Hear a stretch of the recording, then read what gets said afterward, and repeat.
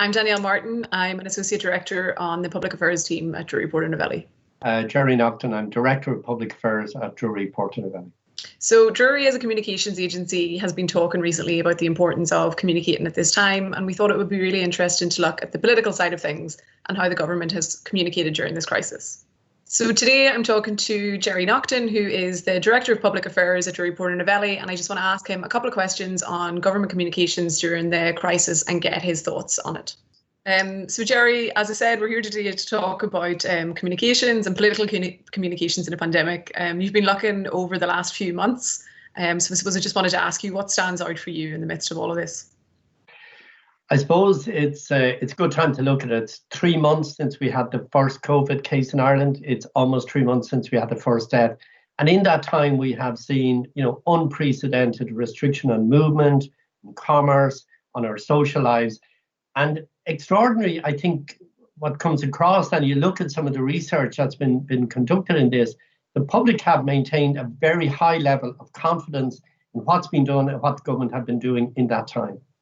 That's great. I agree with you on a lot of that, Jerry. But I wonder, is there an argument to be made that we've been led very much by the public health officials as opposed to the government at the moment, that the health officials have led out rather than the politicians? I think in a way, the way in which the communications has been structured has been just that. It has been led out by the public health officials. So if you like, the new troika, the health troika of Tony Holohan, Colin Henry and Killian de Gascoigne, supported by a lot of other experts, have been the ones in our TV rooms every night. They've been the ones people have been tuning into. And what they've been doing is giving people facts, figures, data, and the science. And I think the way in which they've done that, they have built up a level of trust in the people in what they are hearing. And I think by separating the political dimension this from the health dimension to it, I think that has stood to the government's communications. Yeah, so overall, do you believe that the government has communicated effectively and clearly, and they've been transparent throughout the course of the pandemic, that they've brought everybody I think if you look at what the health, public health officials particularly have been doing is, every night they've brought us the raw data, and they've given us the latest science. And I think more importantly, they've told us what they know and they've told us what they don't know. And I think that's crucial. If you want to build trust with people, don't pretend you know everything. Be actually honest and upfront with people. And I think the public respond to that. I think that's been a crucial part of the response to the pandemic. Yeah, absolutely. There's a general sense that the government has done well and people by and large are quite happy with them. But I mean, you paint a really positive picture, but surely not everything has gone right. We've had 1,600 deaths, majority of them really sadly in long stay settings. We had the controversy with healthcare staff crying out for PPE. It hasn't all been rosy. Absolutely. And I think the dilemma here, and if you look at those things you quoted, the death rates, the different difficulty of PPE, they are problems that people have had around the world. And when you look at the communications on that, for example, on PPE, I think the HSE have been very upfront and honest when we just don't have PPE. The difference, I think, here is in terms of getting people's trust and buy-in, is that the government, if you look at the UK or you look at the US, you have seen the communications led by the politicians, supported at the same event by the health experts. Here we have separated the two. Health experts give you the facts and the data. The politicians give you the political response. And those set pieces, I think, have been well done and well managed. When you put that combination together, I think people have far more confidence. Of course, not everything has gone right. Of course, there are lessons to be learned. But the real villain here is COVID-19. And that's what the government, I think, collectively and the people collectively have been fighting. So we've covered off the role of the government and their communications. I want to talk to you about the opposition. Do you think that they are wrong to raise issues and to hold the government to account? Obviously, that's what the Dáil is for. I'd just like to hear your thoughts on how you believe they've performed.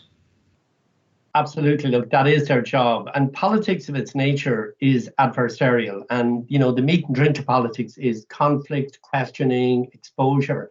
I think the challenge for the opposition during a pandemic is it's a national interest. People wear the green jersey. People get behind the public health message.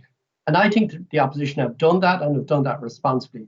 Of course, they have to ask questions, they have to raise issues. But by and large, I think they have behaved very responsibly and very reasonably. I mean, I cannot think of 3 months in Irish politics when no minister has been called on to resign.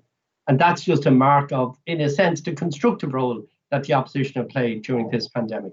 I suppose the next thing I want to talk to you about is, we're starting to see evidence, either anecdotally or maybe through some pieces of research, that people are now starting to break the guidelines, that they're maybe not being as adherent to them as they had been before.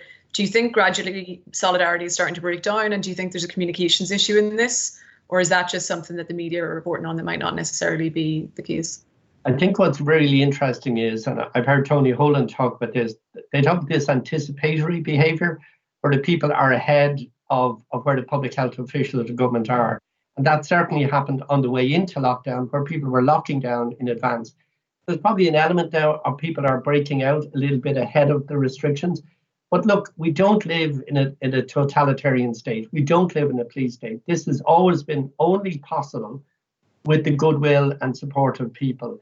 And I think that's what that high level of support I mentioned, which has been tracked by Mark and tracked by other companies, showing consistently 80% of people support the restrictions, support social distancing.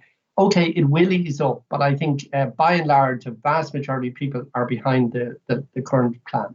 As Irish people, we all feel quite proud of the fact that we've been very compliant. For the most part, people have really done what they've been asked to do. And as you say, they were sort of doing it before they were asked to do it. I just wonder, just getting back to the health officials and the political side of things, do you think the economy can stick with public health advice only, or do you think that we might start to see a break away from that in the next few weeks? That's clearly where the pressure is coming, because those most affected, if you're a publican, a hotelier, a hairdresser, your employment is gone, you're concerned for it. They're the people. I understand why they would like to see a quicker release from the lockdown. But the reality is the public health advice that we all accepted and believed in March and April, they're the same people giving us the advice today. So I think it kind of, we all really have to go with that advice, even if it takes another few weeks. There would be nothing worse, I think, than opening up too fast and then having to go back and close down again.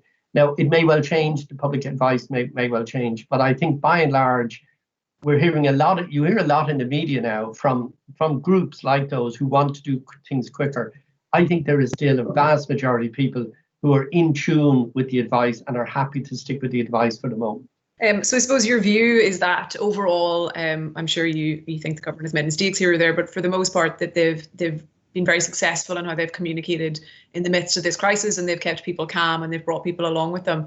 I guess just from the point of view of, if you were speaking to clients, is there anything in particular that stands out to you that you believe that people should be doing within their own businesses and their own organizations when they're trying to communicate with their own stakeholders or customers? I'd say there's probably three. I think one is to structure your communications. Government, whether by design or by accident, they structured it in this way where they separated the facts, the health facts and data from the political decisions. So think about how you would structure your communication, how you organize it. Secondly, don't be afraid to tell people what you don't know. I think people respect you much more if you tell them what you know and what you don't know. And the third is discipline. If you have a message, if you have a story, maintain that discipline. If you chop and change at the first bit of opposition, people lose confidence. So I think they would be the three lessons I would be advising people coming out of this pandemic. Okay, super. That's great. Thanks a million. Thank you.